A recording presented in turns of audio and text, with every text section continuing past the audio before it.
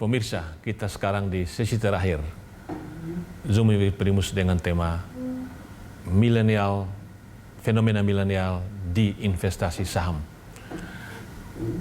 Saya mulai dari Ibu Ellen ya. Nah, kita ingin agar pasar modal Indonesia itu benar-benar pasar modal yang teratur, tertib, fair, sehingga siapapun yang masuk ke sana, kalau dia rugi, itu rugi secara fair. Bukan karena rugi karena ada penipuan atau karena dia dikerjakan oleh satu kelompok tertentu. Nah, oleh karena itu kebangkitan milenial ini bagus sekali. Dan pertanyaan saya adalah, apakah sekarang milenial sudah bersatu dalam komunitas di mana di sana ada edukasi teratur ya, termasuk dari Bursa Efek Indonesia dan dari mana-mana, dari OJK, sehingga betul-betul dari hari ke hari mereka itu investasi atau trading dengan penuh pengertian. Jadi kembali lagi menjawab pertanyaan ini, saya melihat satu perubahan behavior dari retail, dari teman-teman retail yang setiap hari interaksi dengan saya. Di tahun-tahun sebelumnya tuh mereka nggak begitu kritis, tapi di tahun 2020 ini mereka kritis. Ternyata setelah saya perhatikan, ini karena faktor usia juga. Usia milenial, usia generasi Z tadi, ini adalah usia yang sangat kritis sekali. Sehingga ketika mereka masuk di dalam sebuah komunitas, mereka nggak cuma masuk dalam satu komunitas saja. Mereka akan masuk ke beberapa komunitas dan mereka cepat sekali belajar. Mereka cepat sekali tahu mana yang ini istilah kata komunitas yang benar, ini komunitas pom-pom. Mereka cepat sekali belajar dan saya bersyukur karena hal itu ya. Di usia-usia mereka yang masih mungkin sekolah, ada yang baru lulus SMA, ada yang masih kuliah atau baru lulus kuliah, itu usia yang sangat bagus sekali belajar. Jadi kalau pertanyaannya, apakah mereka belajar di komunitas? Sangat dan sangat mengejar. Cuman yang jadi satu tantangan, jadi satu kendala adalah setiap komunitas itu punya gaya yang berbeda-beda. Ada yang gayanya investasi gitu. Jadi ada yang ikut Pak Lo Keng Ho, wah ini sahamnya very value investing banget, tapi lama banget time horizonnya.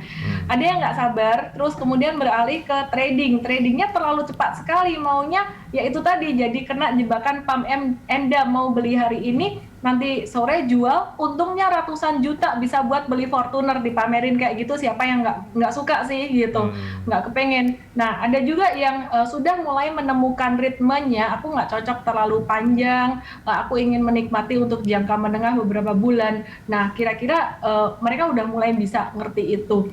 Yang sangat disayangkan adalah kalau misalkan di awal belum apa-apa udah pakai modal terlalu banyak dalam masa pembelajaran, cari-cari tahu di komunitas ini itu, kalau mereka pakai modal kecil nggak masalah. Yang bahaya kalau mereka pakai modal besar, itu aja. So, good banget teman-teman yang millennials ini, mereka kemampuan dan curiosity-nya tuh sangat-sangat besar sekali. Dan berbahaya, mereka kan banyak sebagai gamers ya, sudah biasa main game, ini tinggal mencet-mencet selbai-selbai, ternyata jebol. Anak saya dan 14, mereka suka ngegame, terus saya coba yuk buka akunnya di satu sekuritas yang saat ini memang lagi happening, yang dia undang artis Korea jadi brand ambassador, kita semua tahu lah.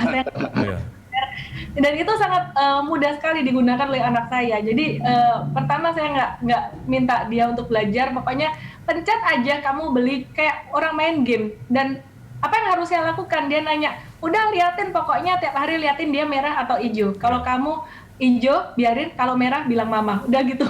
Jadi mereka senang sekali.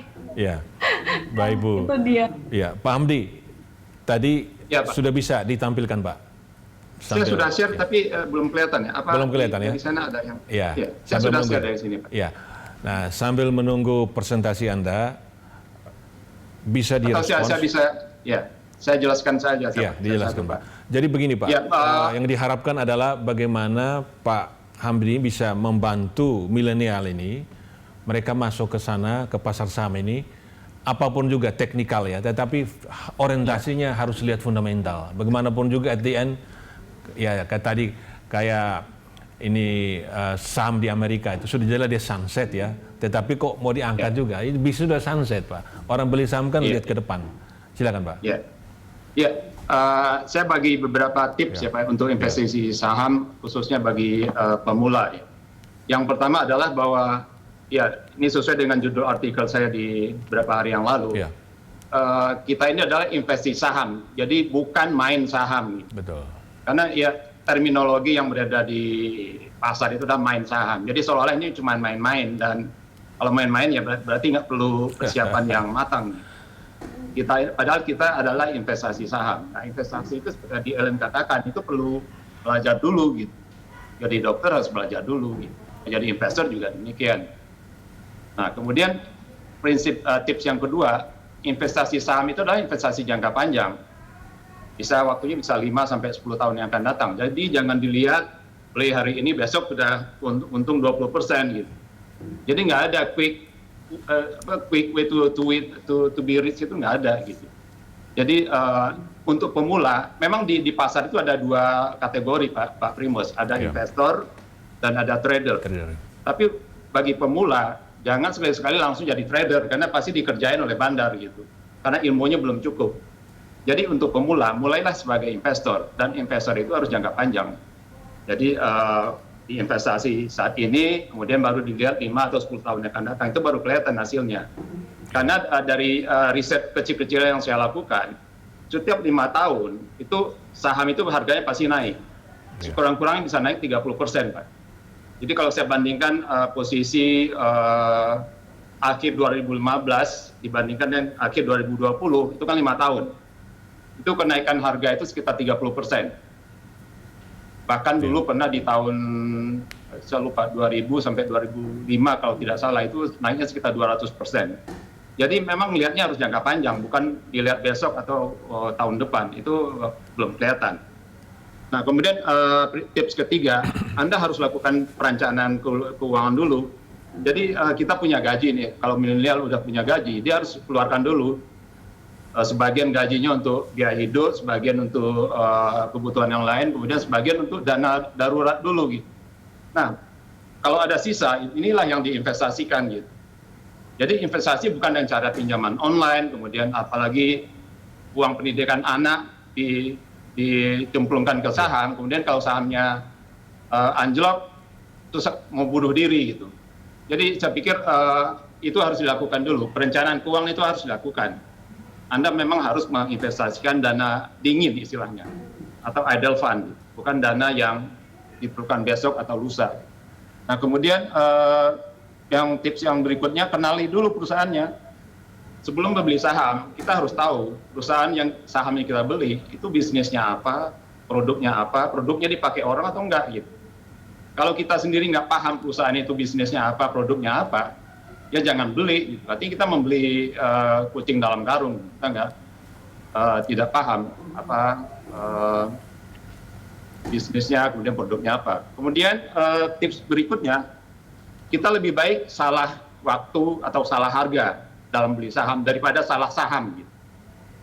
Karena apa maksudnya salah waktu atau salah harga? Kita nggak apa-apa beli saham dengan harga yang sedikit lebih tinggi, tapi karena fundamentalnya bagus, karena prinsip tadi investasi saham ada investasi jangka panjang, dalam 5 tahun yang akan datang harganya pasti naik.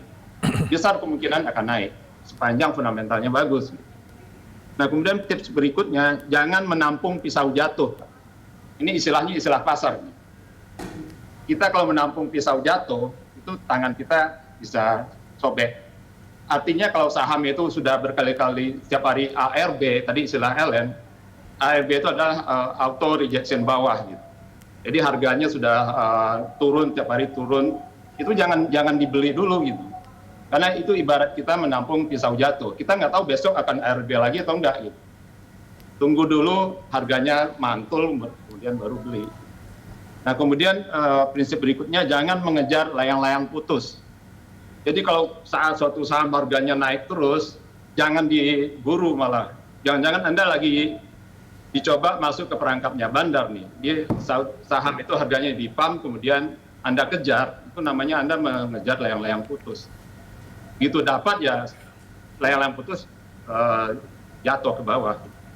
Kemudian fokus saja pada target, jangan pedulikan suara pom-pom.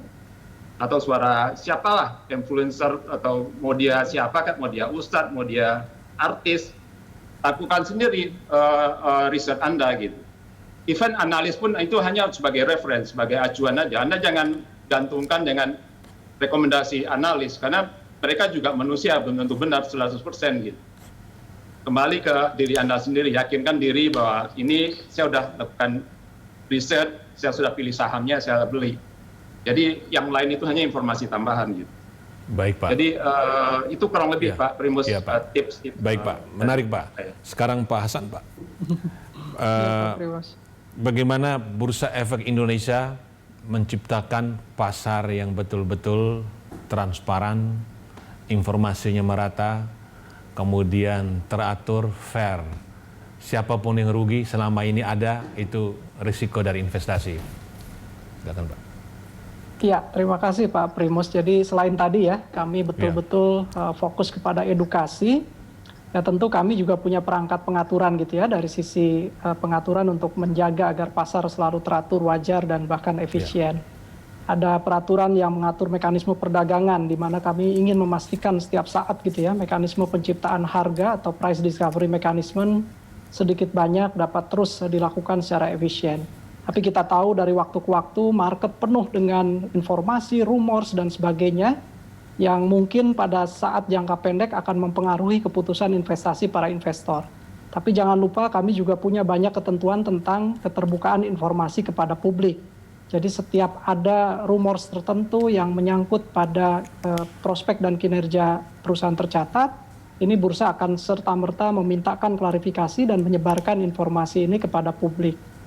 Lalu kami punya mekanisme pengawasan, jadi pam endam, kemudian pom-pom ini muaranya kan semuanya akan terlihat di karakteristik transaksi yang dilakukan. Jika seandainya transaksi dilakukan itu kami kenali dan dapat dikonfirmasi terjadi manipulasi harga, penipuan, atau bahkan insider trading, ya tentu akan kami proses lebih lanjut bersama otoritas dalam hal ini. Nah mungkin itu yang kami lakukan Pak Primus. Tadi menarik yang disampaikan Pak Hamdi. Saya kira nggak ada yang salah, cuma jangan lupa Pak Primus, teman-teman investor milenial ini di pasar modal kita nih instrumen investasi kita banyak loh. Iya. Jadi nggak cuma saham ya. Saya sering mendengarkan Mbak Ellen dengan komunitasnya atau forum-forum komunitas lain. Banyak sekali investor kita yang bahkan langsung tanya gitu, direct gitu ya ke Mbak Ellen, ke yang lain. Kira-kira saya harus beli saham apa gitu ya. Nah ini saya kira ini betul-betul menunjukkan mereka belum siap sebetulnya. Artinya alih-alih bertanya beli saham apa, maka kalau memang belum bisa melakukan sendiri research dan penelaahan atas aspek fundamental dan nantinya mungkin teknikal dan lain-lain atas saham tersebut, maka pilihan lainnya tersedia di pasar modal Pak Primus. Jadi tidak harus langsung jago gitu ya, langsung direct memilih saham-saham tertentu. Mereka bisa menitipkan dananya kepada profesional yang dikenal secara peraturan, berizin resmi.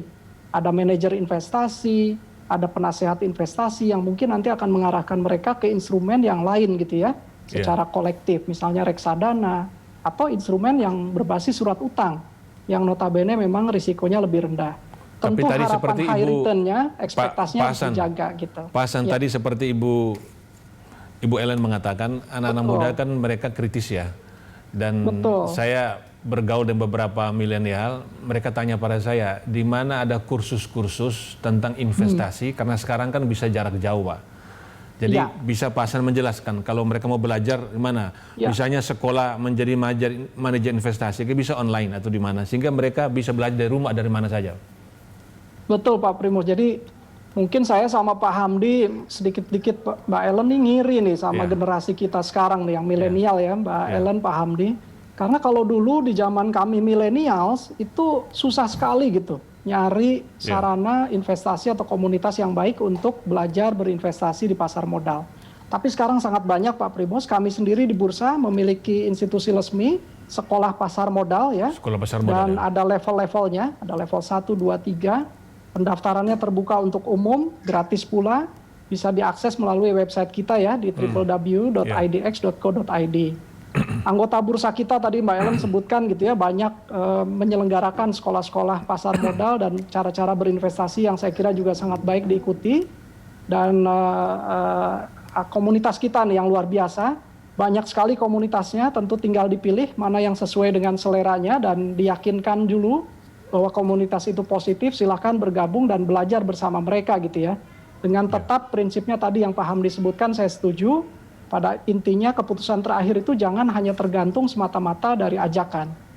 Nah, berbicara influencer, Pak Primus, kami juga punya inkubator buat influencer sebetulnya. Dan jauh sebelum hype dari influencer ini tentang investasi saham, sebenarnya 2-3 tahun lalu kami di bursa sudah memulai merangkul mereka. Para influencer dan selebgram ini bersama kami sudah masuk dan mengalami dulu program edukasi bersama bursa.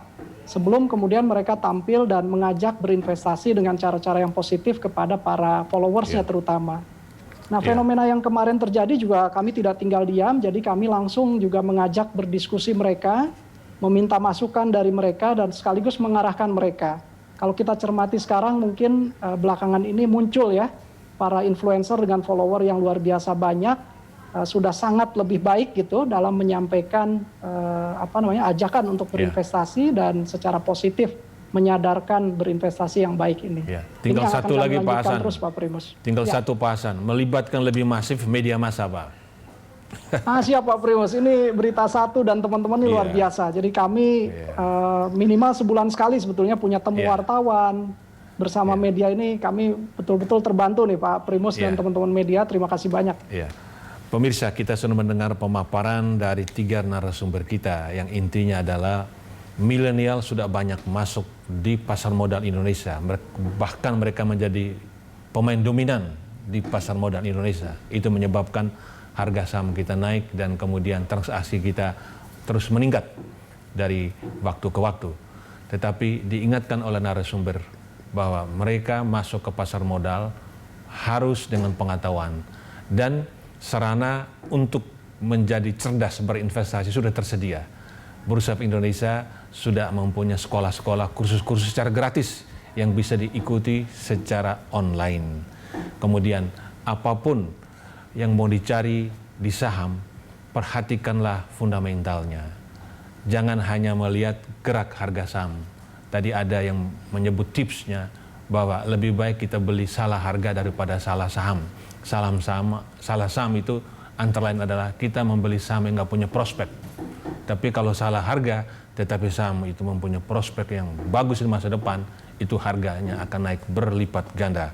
Dan kemudian dari Bursa Efek Indonesia akan terus mencermati untuk menciptakan pasar yang transparan, fair, wajar, dan teratur.